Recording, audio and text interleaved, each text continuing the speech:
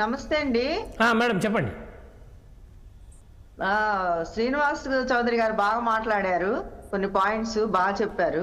అన్నీ అవన్నీ కూడా మనం ఇలా చేస్తే కూడా బాగుంటది. సినీ సినీ పరిశ్రమ వాళ్ళకి మంచి సలహాలు ఇచ్చారు. కానీ ఆ రోజు రామ్ గోపాల్ వర్మ గారు చేస్తే వ్యూహం సినిమాలు తీస్తే రామ్ గోపాల్ వర్మ గారిని ఈ రోజు వెంటాడుతా ఉన్నారు ఆయన్ని. మరి ఈ రోజు ఇప్పుడు తీసింది ఇప్పుడు మామూలుగా ఇప్పుడు వస్తుంది కదా మన రామ్ చరణ్ గారి మూవీ, దాని గురించి పొగిడారు ఇప్పుడు దాకా శ్రీనివాస్ చౌదరి గారు.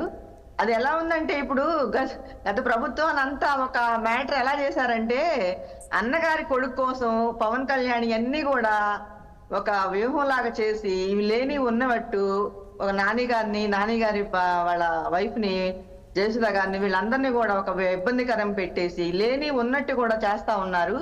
ఒక అన్నగారి కొడుకు మూవీ సూపర్ హిట్ అవ్వడం కోసం ఇవన్నీ ఒక ప్లాన్ వేసుకుని పవన్ కళ్యాణ్ గారు ఒక వ్యూహంగా ఇదంతా చేస్తున్నారని చూసే ప్రజలకు కూడా అర్థం అవుతా ఉంది. అది ఏంటంటే ఏది చేసినా ఆ మూవీ సూపర్ హిట్ అవ్వాలి.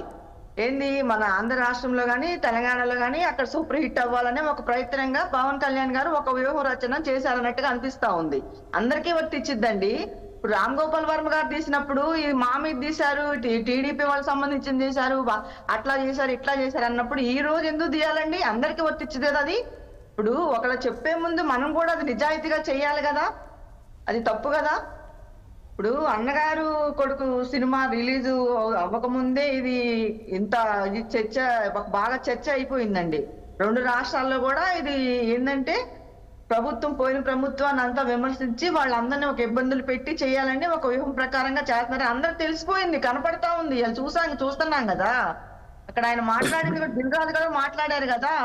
ఇప్పుడు అంతా జరిగింది 4 సంవత్సరాల ముందే స్టోరీ రాసుకున్నారు, ఇలా చెయ్యాలి ఇదని రాసుకున్నారని కూడా దిల్ రాజు గారు కూడా మాట్లాడారు కదా. మన అందరికి అర్థమవుతా ఉంది ఇది ఇట్లా చేయకూడదండి, కక్షపూరిత వ్యవహారాలు చేయకూడదు.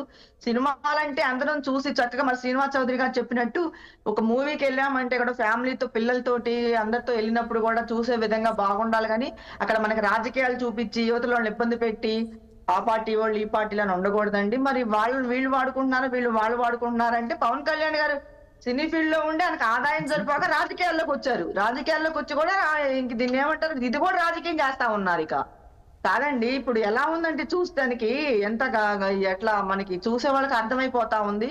అలా ఉండకూడదండి. పవన్ కళ్యాణ్ గారు ఏంటంటే ప్రజలకి సేవ చేస్తారని వచ్చారు, ప్రజలకు సేవ చేయకుండా అన్ని కూడా ఆయన మలుచుకుంటా ఉన్నారు. సూపర్ 6 అని పెట్టారు, అది ఒక్కటి కూడా చేయలేదు. మరి చంద్రబాబు నాయుడు గారిని క్వశ్చన్ వేసి చేయండి అని అడగలేదు. ఏది కూడా పథకాలు పెట్టారు, ఏ పథకం కూడా చేయలేదు.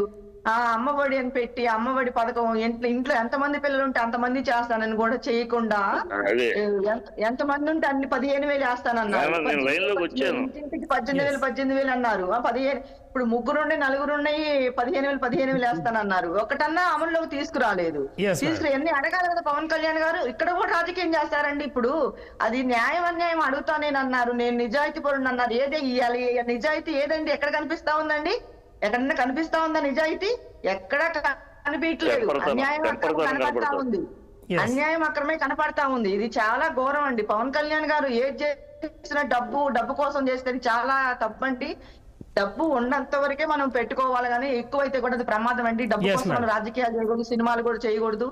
అందరికీ ఉపయోగపడే సినిమాలు చేయాలి. కానీ ఆ రోజు రామ్ గోపాల్ వర్మ గారిని చేసినందుకు ఈ రోజు వెంటాడుతున్నారు ఆయన్ని. వెంటాడి ఎక్కడున్నారు ఏంటి దాక్కున్నారు. ఆయనకు అవసరమే ఉంది, దాక్కోవాలని అవసరమే ఉందండి.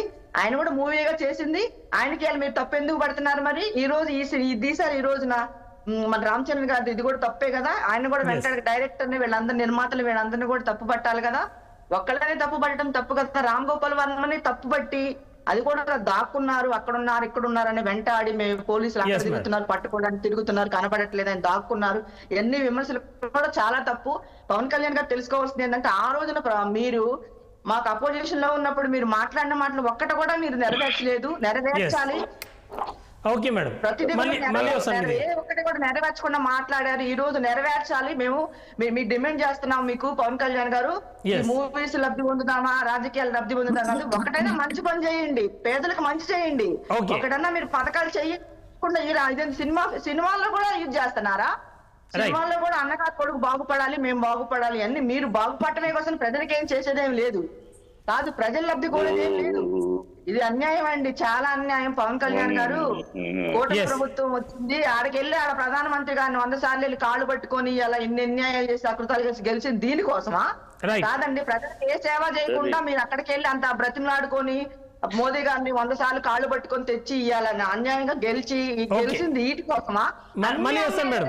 మీరు కూటమి ప్రభుత్వంలో ప్రతి సబ్జెక్ట్ ఎటు పోతా ఉంది, మళ్ళీ సబ్జెక్ట్ డివియేట్ అవుతున్నాం. సినిమా విషయం మాట్లాడుతున్నాము. సినిమా గురించి చిట్టిబాబు గారు జాయిన్ అయ్యారు. చిట్టిబాబు గారు మీరు రియాక్ట్ అవ్వడానికి ముందు ఒకసారి జనసేన వర్షన్ తీసుకుందాం.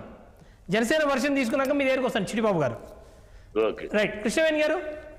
కృష్ణవేణి గారు ఇవాళ చిరంజీవి గారి తనయుడు రామ్ చరణ్